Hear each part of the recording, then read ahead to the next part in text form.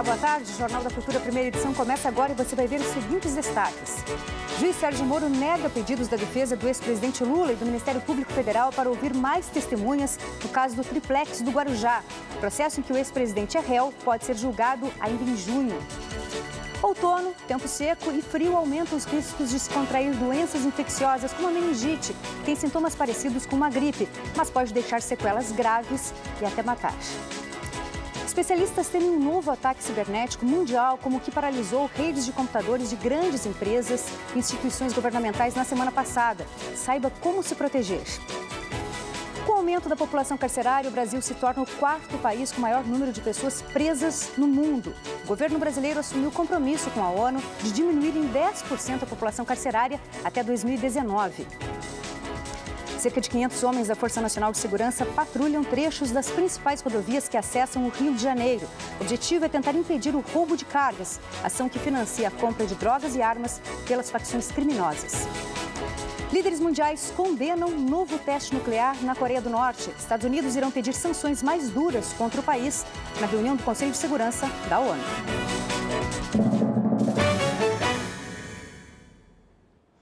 Começamos essa edição com uma preocupação mundial. Especialistas em tecnologia temem novo ataque cibernético. Na sexta-feira, pelo menos 200 mil computadores em 150 países foram afetados por um vírus que paralisou redes de computadores de grandes empresas e instituições governamentais. O ataque começou pelo Reino Unido. O sistema de saúde britânico deu o primeiro alerta. Nos hospitais, ficou impossível acessar exames e fichas de pacientes. O vírus se espalhou rapidamente e, em poucas horas, afetou governos como o da Rússia e China, o sistema de trens da Alemanha, empresas de telecomunicações como a Telefônica na Espanha. No Brasil, o sistema do INSS ficou fora do ar. O Tribunal de Justiça de São Paulo desligou toda a rede por precaução. O golpe funciona assim. O usuário recebe um e-mail com o vírus. Ele infecta o computador e todos que estão ligados em rede com ele. Todos os dados e arquivos são bloqueados. Na tela aparece a mensagem: para ter seus documentos de volta, só pagando resgate, no mínimo de $300, quase R$1.000. O ataque foi possível graças a uma falha no Windows. A Microsoft informou que existe uma atualização que corrige o problema, mas os hackers se aproveitaram de sistemas desatualizados. E com a volta ao trabalho hoje, é possível que mais ataques cibernéticos aconteçam em todo o mundo.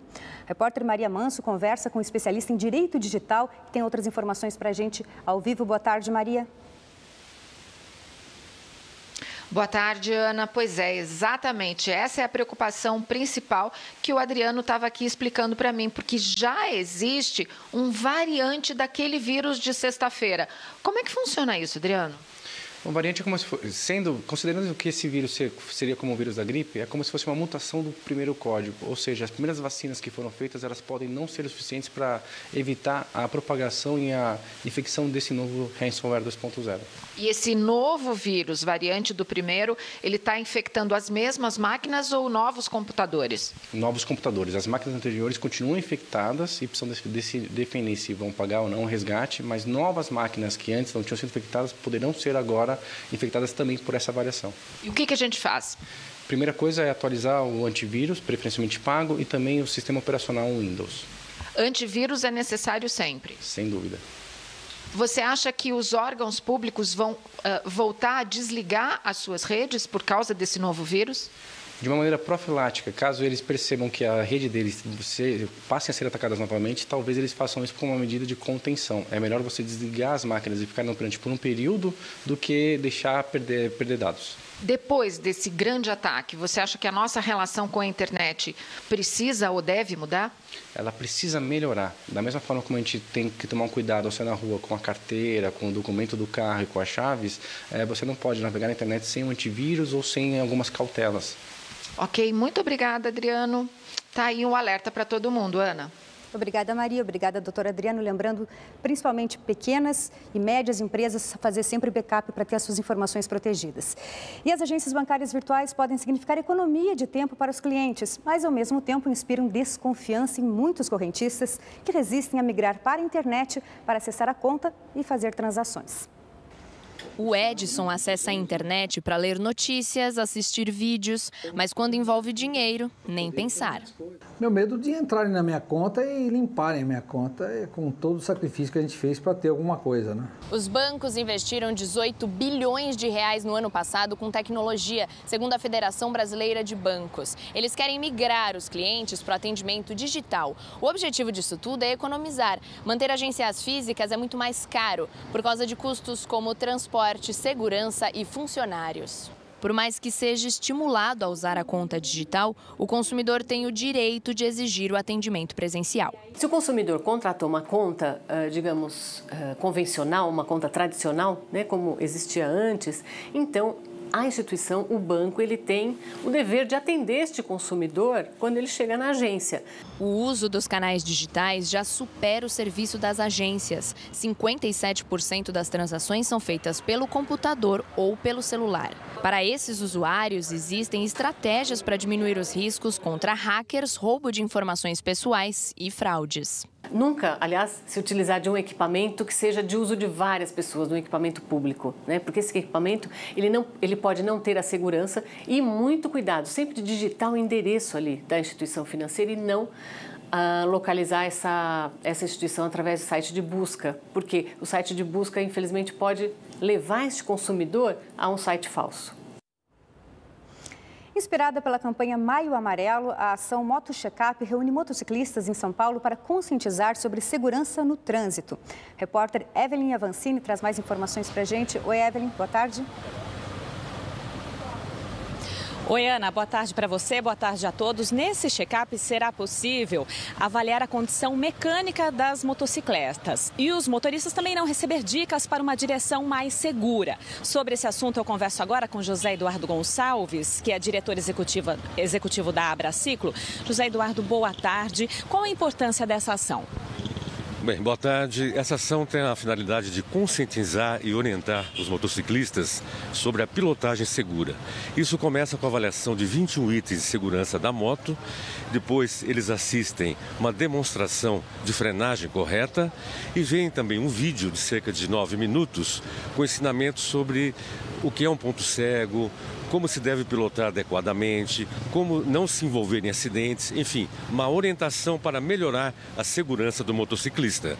Nesse sábado entrou em vigor a restrição de motos nas pistas Central e Expressa das Marginais das 10 da noite às 5 da manhã. Essa medida também ajuda a evitar acidentes? A informação que nós temos da Secretaria de Mobilidade e Transportes é de que essa medida foi implantada para tentar proteger o motociclista do conflito com os caminhões. Então, nesse sentido, não há dúvida que é bem-vinda, porque está protegendo o motociclista. O importante é sempre termos soluções na cidade de São Paulo que valorizem e melhorem a circulação do motociclista, e isso com muita segurança. Ok, muito obrigada. Lembrando que o Moto Checkup acontece até sexta-feira, das 10 da manhã até as 4 horas da tarde, aqui na Marginal Tietê, nos baixos da Ponte Oreste Square, a Estaiadinha, do lado oposto ao Parque Anhembi. Ana, com você no estúdio. Obrigada, Evelyn. O programa Emprega São Paulo oferece mais de 3 mil oportunidades de trabalho em todo o estado. A repórter Adriana Cimino tem os detalhes para a gente. Oi, Adriana, boa tarde. Boa tarde, Ana. Boa tarde para todo mundo. No total, foram abertas 3.821 vagas na manhã desta segunda-feira. Entre as principais oportunidades de trabalho, tem vaga para vendedor, para auxiliar de limpeza, para operador de telemarketing, para atendente de lanchonete. Vou conversar agora com o Kleber Gabrioli, que é supervisor aqui do Patibras. Kleber, quem se interessou por alguma dessas vagas e quiser conhecer as novas também, pode fazer como? Boa tarde. Boa tarde. A pessoa tem que estar vindo até os postos de atendimento com a sua carteira de trabalho, RG, CPF, o número do PIS e um comprovante de endereço a partir das 8 horas da manhã. Ela vai vir, ela vai conseguir fazer um atendimento onde é feita uma triagem e visto quais as oportunidades que tem dentro do perfil da pessoa. Ótimo, muito obrigada pelas suas informações. Olha, foram abertas essas mais de 3.800 vagas, mas elas vão sendo preenchidas. Então, o quanto antes você que se interessou vier a algum posto do PAT, melhor. Dá para se inscrever online também. O endereço é empregasaopaulo.sp.gov.br e pelo site você também confere os endereços e o horário de atendimento dos postos físicos. Ana. Obrigada, Adriana, e boa dica. Preciso se apressar, então, para conseguir algumas dessas vagas. Junto do outono vem o tempo seco e o início do frio, aumentando os riscos de se contrair várias doenças infecciosas. Uma das mais graves é a meningite, que tem sintomas parecidos com uma gripe, mas que pode deixar sequelas graves e até matar. É neste período de temperaturas mais baixas e tempo seco que aumenta o contágio de doenças pelas vias respiratórias. Entre elas está a meningite. A doença é mais comum entre crianças de até 5 anos e adolescentes e é caracterizada pela inflamação das membranas que envolvem o cérebro. São 3 tipos: bacteriana, viral e fúngica. Contatos próximos, ambientes fechados, com pessoas que são portadoras. Tem pessoas que têm a bactéria ou vírus e não exprimem a doença, mas que ao transmitir, pessoas que têm contato podem desenvolver a doença meningite, às vezes nas suas formas graves. Os sintomas são facilmente confundidos com os da gripe e resfriados. Febre alta repentina, forte dor de cabeça, falta de apetite, além de pescoço rígido, vômitos e náuseas. A doença pode ser letal ou deixar sequelas, como surdez, dificuldade de aprendizagem e comprometimento cerebral. O tratamento deve ser feito o quanto antes, em alguns casos com antibióticos, mas o melhor mesmo é a prevenção. O Sistema Único de Saúde disponibiliza de graça a vacina contra a meningite C, que é o tipo mais comum da doença. O calendário básico de imunização recomenda 2 doses, uma aos 3 meses e outra aos 5 meses. Depois, um reforço deve ser feito aos 12 meses de idade. Para as vacinas contra os demais tipos de meningite, é preciso procurar a rede particular. Neste ano, além das crianças tomarem a dose da vacina, a gente tem adolescentes também tomando. Então, uma ampliação da vacinação, aumentando a cobertura vacinal. Uma pesquisa internacional revela que doses elevadas e contínuas de anti-inflamatório pode aumentar o risco de ataques cardíacos. O estudo foi feito com os chamados anti-inflamatórios não hormonais, ou seja, que não derivam de cortisona e são facilmente encontrados nas farmácias. O Lucas costuma comprar remédios sem qualquer prescrição médica. Costume, né? A gente não vai muito ao médico para poder comprar aquele remédio que está precisando, né? Então a gente pega, já vai na farmácia, fica mais fácil, né? Ele não é o único. Ao primeiro sinal de dor, lá vai a dona Carla até a farmácia. Dor de cabeça, dor nas costas, dor de garganta, aí entra já com um anti-inflamatório. E é exatamente essa classe de remédios o alvo de estudos dos cientistas canadenses. Isso por trazer perigos à saúde, sobretudo quando ingeridos sem necessidade. De acordo com uma pesquisa coordenada pela Universidade de Montreal, no Canadá, o uso de anti-inflamatórios não hormonais pode aumentar o risco de ataques cardíacos em até 58%, principalmente no primeiro mês de uso contínuo. E os efeitos negativos não param por aí, explica esse médico. Primeiro, ele agride muito o estômago. Pode ter úlcera, perfuração intestinal, hemorragia digestiva. Tá? Segundo efeito, ele deixa o sangue mais fino. Terceiro efeito colateral, ele contrai a artéria que vai para os rins. Esse mecanismo de contrair a artéria renal faz com que leve também ao quarto efeito colateral. O rim, como é que ele interpreta? Ele fala, opa, estou recebendo menos sangue, então deixa eu reter mais líquido. Aí a pressão sobe. Então já sabe, só tome remédios sob a consulta do seu médico. Antes de fazer qualquer coisa por conta própria, fale com o seu médico. Não tem por que você se expor a esse risco desnecessário. Os dados oficiais mais recentes sobre a população carcerária do Brasil são de 2014. Mais de 620 mil pessoas, o que nos torna o 4º país com o maior número de pessoas presas no mundo. O governo brasileiro assumiu o compromisso de reduzir esse número em 10% até 2019. Em 2014, a população carcerária brasileira ultrapassava 620 mil pessoas, número que coloca o Brasil como o quarto país no mundo com mais presos. Na semana passada, em Genebra, o governo brasileiro se comprometeu junto à ONU a reduzir esse número em 10% até 2019. Para o diretor adjunto da Conectas Direitos Humanos, essa é uma meta tímida, porém viável, e depende de algumas medidas, como a ampliação das audiências de custódia. As audiências de custódia, a chance do acusado ser ouvido pelo juiz de direito 24 horas após o flagrante e da versão dele. E o juiz poder conceder a liberdade provisória. Hoje, 4 em cada 10 presos estão detidos provisoriamente, sem nenhuma condenação determinada pela Justiça. A pessoa pratica um delito, imediatamente fica ali 5 dias, e aí na preventiva ela fica por 8, 9 meses, sem avistar o juiz. A revisão das leis sobre drogas também é mais que urgente. Crimes relacionados ao tráfico são responsáveis por 1 em cada 3 prisões entre os homens e 2 em cada 3 entre as mulheres. Esclarecer por meio da legislação quem é usuário e quem comercializa drogas deixaria o número de condenações menor e mais eficiente, combatendo assim os verdadeiros criminosos. A autoridade policial, ela acha interessante prender. O Ministério Público acha mais interessante denunciar e o juiz decide pela privação de liberdade. Quando seria muito melhor até para a sociedade, para não carregar essa hipoteca, você pensar em penas alternativas. Para reduzir o número de encarcerados a longo prazo, é preciso criar políticas públicas para diminuir a criminalidade. Então, enquanto nós não pensarmos no Estado que abarca as causas, a gente não vai conseguir essa redução nos utilizando apenas das reflexões em relação ao sistema de justiça criminal. Força Nacional de Segurança começa a atuar em rodovias do Rio de Janeiro para combater o tráfico de armas que alimentam as facções criminosas. Grupo de mascarados provoca quebra-quebra e agressões no centro de São Paulo durante uma manifestação. 4 pessoas foram presas. Cerca de 70 pessoas vestidas de preto e armadas com martelos, facas e barras de ferro que carregavam faixas contra o capitalismo depredaram as fachadas de 2 bancos na Avenida Ipiranga, perto da Praça da República. A tropa de choque da PM disparou bombas de gás contra os manifestantes que revidaram com pedras. Um grupo atacou um restaurante e espancou os 2 donos. Um deles foi hospitalizado com ferimentos de faca no corpo e uma orelha cortada. O reforço de 300 homens da Força Nacional de Segurança começou a patrulhar hoje de manhã trechos de rodovias que chegam ao Rio de Janeiro, entre elas a Via Dutra. O objetivo é impedir o roubo de cargas, crime que tem sido usado pelas facções para financiar a compra de drogas e armas. Com esse reforço, o total do efetivo da Força Nacional de Segurança no Rio de Janeiro já chega a quase 500 homens.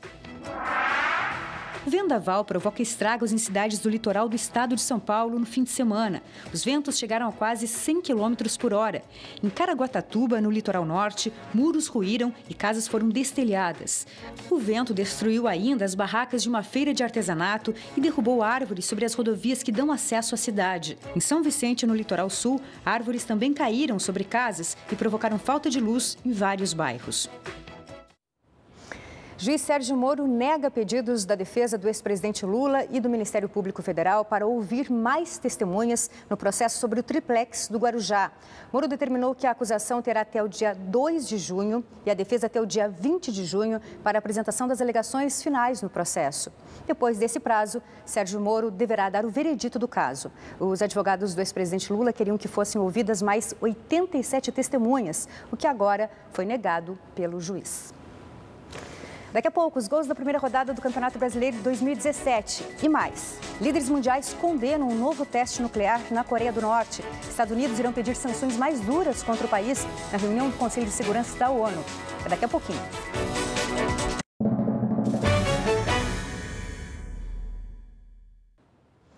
Estamos de volta e a notícia na economia é de alívio. O Banco Central divulgou agora de manhã a prévia do PIB, o Produto Interno Bruto, do primeiro trimestre.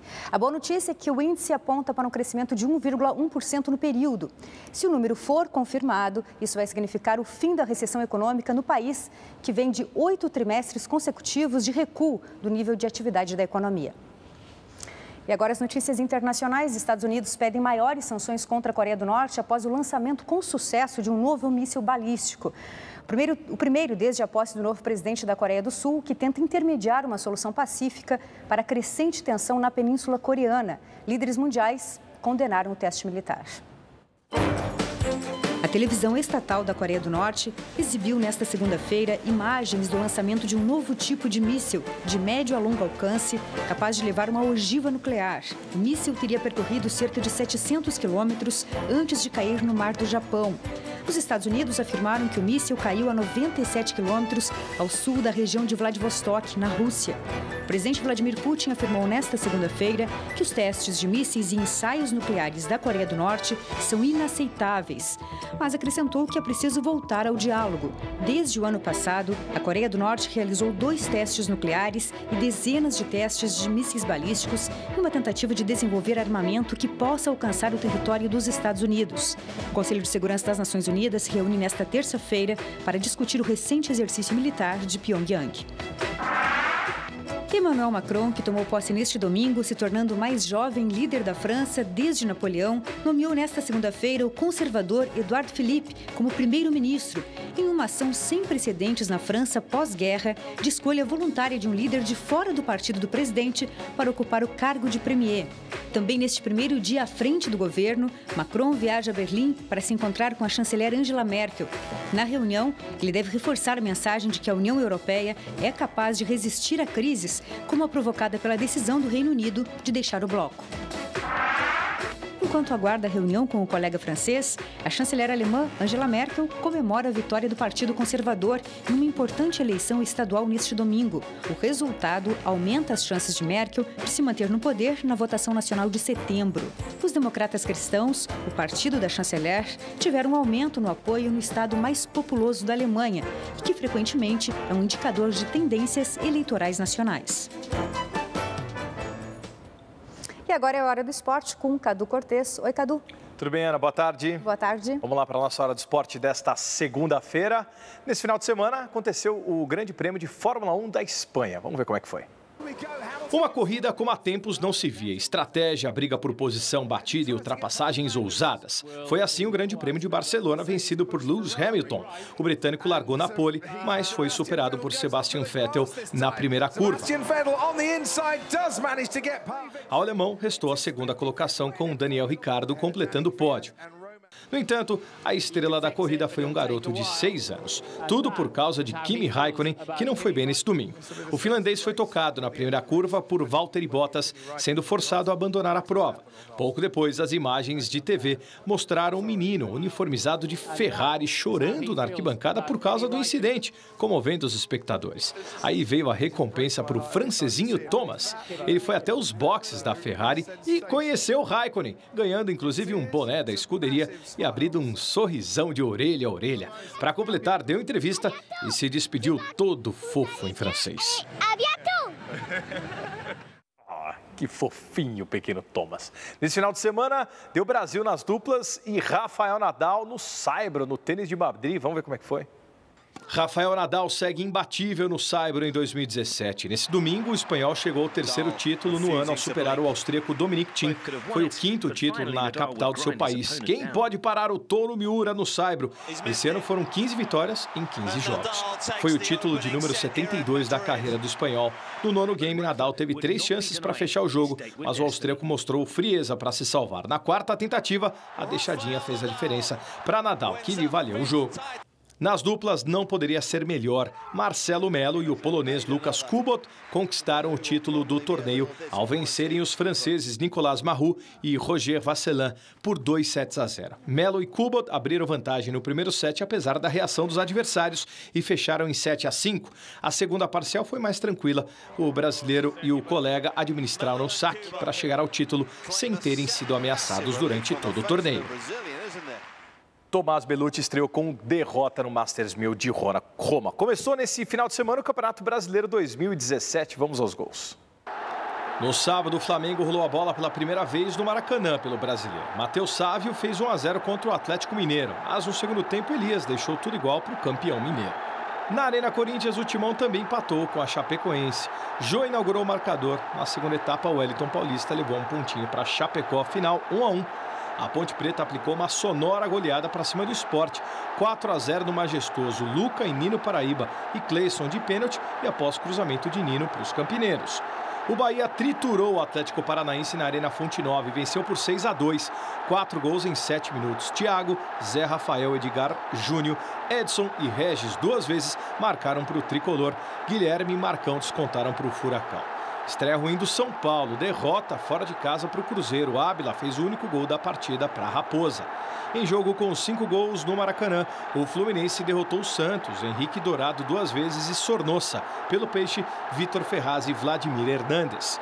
O atual campeão, Palmeiras, goleou o Vasco da Gama 4-0. Jean, Guerra e Borja 2 vezes. Só não foi pior porque Martin Silva salvou várias vezes.